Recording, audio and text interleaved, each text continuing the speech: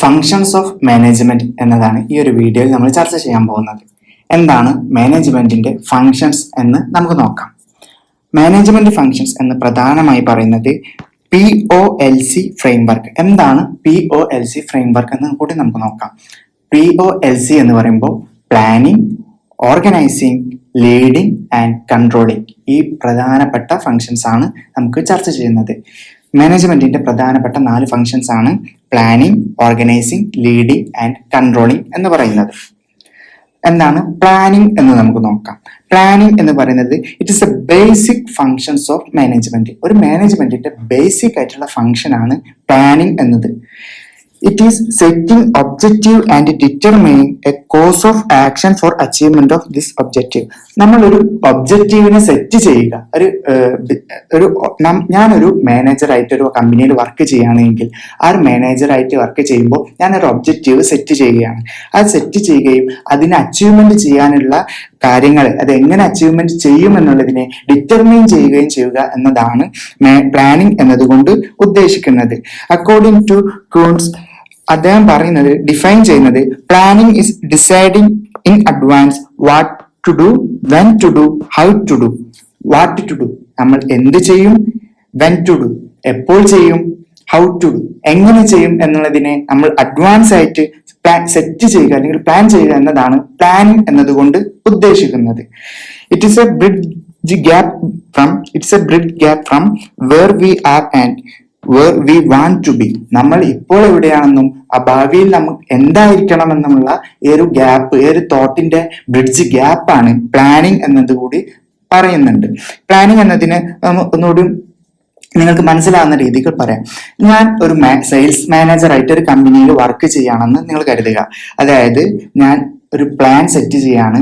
ഈ ഒരു വർഷത്തിൽ സ്റ്റാർട്ടിങ്ങിൽ ഞാൻ കരുതുകയാണ്, ഈ ഒരു വർഷം അവസാനിക്കുമ്പോൾ എൻ്റെ സെയിൽസ്, ഞാൻ സെയിൽസ് മാനേജർ ആണല്ലോ, എൻ്റെ സെയിൽസ് 10 ലക്ഷം സെയിൽസ് ഞാൻ ഈ ഒരു വർഷത്തിൽ നടത്തുമെന്ന് ഞാൻ പ്ലാൻ സെറ്റ് ചെയ്യുകയാണ് ചെയ്യുന്നത്. അടുത്തതായിട്ട് ഓർഗനൈസിങ്. എന്താണ് ഓർഗനൈസിങ് എന്ന് നോക്കാം. Organising is a process of bringing together physical, financial and human resources and developing productive relationship. അതായത് ഫിസിക്കൽ, ഫിനാൻഷ്യൽ, ഹ്യൂമൻ റിസോഴ്സസ്, ഈ കാര്യങ്ങളെല്ലാം തന്നെ ഒരു പ്രൊഡക്റ്റീവ് ആയിട്ടുള്ള റിലേഷൻഷിപ്പ് സെറ്റ് ചെയ്യുക എന്നുള്ളതാണ് ഓർഗനൈസിങ് എന്നതുകൊണ്ട് ഉദ്ദേശിക്കുന്നത്. എന്തിനു വേണ്ടി? Among them for achievement of organisational goal. ഒരു ഓർഗനൈസേഷന്റെ ഗോളിനെ അച്ചീവ് ചെയ്തെടുക്കാൻ വേണ്ടിയിട്ട് ഈ കാര്യങ്ങളെല്ലാം തന്നെ പ്രൊഡക്റ്റീവായിട്ട് റിലേഷൻഷിപ്പ് ക്രിയേറ്റ് ചെയ്യുക എന്നതാണ് ഓർഗനൈസിങ് എന്നതുകൊണ്ട്. ഇതിനെല്ലാം ഓർഗനൈസ് ചെയ്യുക എന്നതാണ് ഓർഗനൈസിങ് എന്നതുകൊണ്ട് ഉദ്ദേശിക്കുന്നത്. It is a process of identifying activity to perform, grouping this activity into work unit. അതായത് identifying activity to be performed, എന്തൊക്കെ വർക്കുകൾ നമ്മൾ ചെയ്യണമെന്നും അതുപോലെ തന്നെ ഈ സിമിലർ സ്വഭാവമുള്ള ഏതൊക്കെ വർക്കുകൾ നമ്മൾ ചെയ്യണമെന്ന് ഡിറ്റർമിൻ ചെയ്തതിനു ശേഷം അതുമായി ബന്ധപ്പെട്ടുകൊണ്ട് അതിനെ ഗ്രൂപ്പ് ചെയ്യുക. അതായത് ഉദാഹരണത്തിന് സെയിൽസുമായിട്ട് ബന്ധപ്പെട്ടുള്ള കാര്യങ്ങളെല്ലാം തന്നെ സെയിൽസ് ആയിട്ട് ഒരു ഗ്രൂപ്പ് ഡിസൈഡ് ചെയ്യുന്നു. പ്രൊഡക്ഷനുമായി ബന്ധപ്പെട്ടുള്ള കാര്യങ്ങളെ പ്രൊഡക്ഷൻ യൂണിറ്റുമായിട്ട് ഗ്രൂപ്പ് ചെയ്യുന്നു. ഈ ഗ്രൂപ്പിംഗ് ചെയ്യുകയും അതുപോലെ തന്നെ assembling task for the various job positions. അതായത് സെയിൽസുമായിട്ട് ബന്ധപ്പെട്ടിട്ടുള്ളത് സെയിൽസ് മാനേജർക്കും, പ്രൊഡക്ഷനുമായിട്ട് ബന്ധപ്പെട്ടുള്ളവർക്ക് പ്രൊഡക്ഷൻ മാനേജർക്കും, മാർക്കറ്റിംഗുമായിട്ട് ബന്ധപ്പെട്ടിട്ടുള്ളത് മാർക്കറ്റിംഗ് മാനേജർക്കുമായിട്ട് ജോബ് അസൈൻ ചെയ്യുക. അങ്ങനെ ഡിഫറെന്റ് ഫങ്ഷൻസിൽ ഡിഫറെന്റ് തരത്തിൽ ഇതിനെ ജോബിനെ അസൈൻ ചെയ്യുക. അതോടൊപ്പം തന്നെ defining rules and establishing authority and responsibility and relationship among them.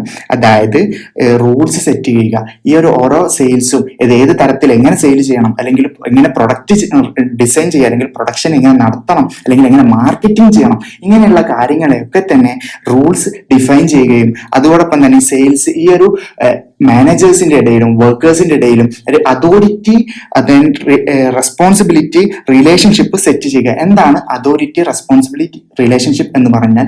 Authority എന്ന് പറയുന്നത് ടു കമാൻഡ് ചെയ്യാനുള്ള ഓർഡർ ഇറക്കാനുള്ള അല്ലെങ്കിൽ കമാൻഡ് ചെയ്യാനുള്ള അധികാരം. അതായത് മാനേജർക്ക് തന്റെ സബോർഡിനേറ്റ്സിനോട് ഓർഡർ ചെയ്യാനുള്ള അധികാരം, അതിനാണ് അതോറിറ്റി എന്ന് പറയുന്നത്. റെസ്പോൺസിബിലിറ്റി എന്ന് പറയുന്നത് മാനേജേഴ്സ് ഇറക്കുന്ന ഓർഡേഴ്സ് അല്ലെങ്കിൽ മാനേജേഴ്സ് പറയുന്ന കാര്യങ്ങളെ റെസ്പോൺസീവായിട്ട് നല്ല രീതിക്ക് അത് ഏറ്റെടുത്ത് ചെയ്യുക എന്നുള്ളത് വർക്കേഴ്സിന്റെ റെസ്പോൺസിബിലിറ്റിയാണ്. ഇതാണ് റെസ്പോൺസിബിലിറ്റി എന്നതുകൊണ്ട് ഉദ്ദേശിക്കുന്നത്. അപ്പൊ ഞാൻ നേരത്തെ പറഞ്ഞ പോലെ തന്നെ ഞാനൊരു കമ്പനിയിൽ സെയിൽസ് മാനേജറായിട്ട് വർക്ക് ചെയ്യാണ്. അപ്പൊ ഞാൻ പ്ലാൻ സെറ്റ് ചെയ്ത് കഴിഞ്ഞു. ഈ ഒരു വർഷം 10 ലക്ഷത്തിന്റെ സെയിൽസ് കണ്ടക്ട് ചെയ്യുമെന്ന് ഞാൻ പ്ലാൻ സെറ്റ് ചെയ്ത് കഴിഞ്ഞു. അതിന് വേണ്ടിയിട്ട് ഓർഗനൈസ് ചെയ്യണം. ഞാൻ എൻ്റെ സബോർഡിനേറ്റ്സിനെ സെറ്റ് ചെയ്യണം. അതായത് നിങ്ങളാണ് എൻ്റെ സബോർഡിനേറ്റ്സ്. നിങ്ങളോട് ഞാൻ ജോബ് അസൈൻ ചെയ്ത് തരാണ്. സെയിൽസ് ഡിഫറെന്റ് പ്രൊഡക്ട്സ് ആണ് എനിക്കുള്ളത്, നമ്മുടെ കമ്പനിക്കുള്ളത് എങ്കിൽ നമ്മുടെ കമ്പനിയുടെ ഡിഫറെന്റ് പ്രൊഡക്ട്സിനെ പല തരത്തിൽ ഡിവൈഡ് ചെയ്തുകൊണ്ട് നിങ്ങൾ ഓരോ ഗ്രൂപ്പുകളാക്കി നിങ്ങൾക്ക് തരികയാണ്. ഈ ഒരു അസൈൻമെന്റ് വർക്കിനെ അസൈൻ ചെയ്തുകൊണ്ട് നിങ്ങൾക്ക് തരുന്നതാണ് ഓർഗനൈസ് ചെയ്ത് തരിക എന്നാണ് ഓർഗനൈസിങ് എന്നതുകൊണ്ട് ഉദ്ദേശിക്കുന്നത്.